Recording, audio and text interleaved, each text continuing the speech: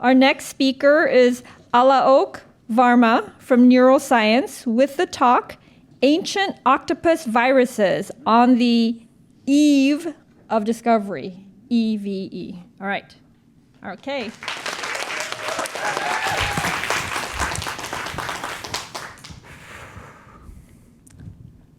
When you hear the word virus, I bet you're thinking of diseases like the flu or AIDS, or the horrors of the pandemic come to mind, perhaps. Well, I don't fault you for that, but viruses are much more than just agents of disease.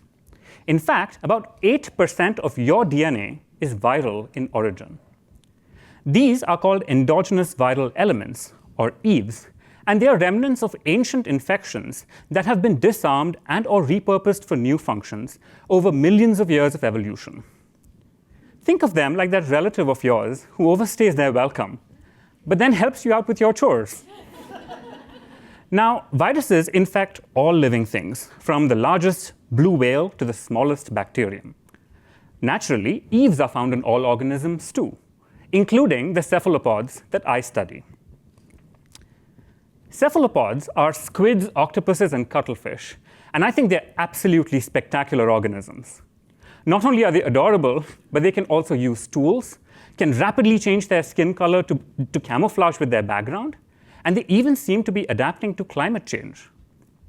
What is particularly interesting, though, is an unusual EVE that we found hiding in their DNA. This EVE is a relative of a virus called the adeno-associated virus, or AAV, which is a small, harmless virus that doesn't really cause any disease. Many of us in this room, and perhaps even on the live stream, are probably infected with it right now. They're so harmless, in fact, that these AAVs have been used to treat genetic disorders, that is, in gene therapy. So what is a gene therapy virus doing inside a cephalopod? Now that is the million-dollar question that I'm trying to answer. To do so, we're going directly to the source to look at where in the animal these so-called viruses are expressed, what they look like at the atomic level, and what they contain. I'm hoping that there are clues to its function hidden there. In an independent set of experiments, I'm trying to delete this EVE from the DNA of a cephalopod to ask what the consequences of that would be on its physiology.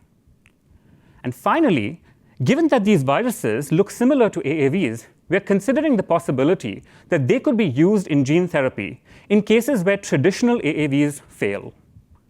Now, we're a very long way from that for now, but I fondly imagine the day that an ancient octopus virus helps save modern human lives.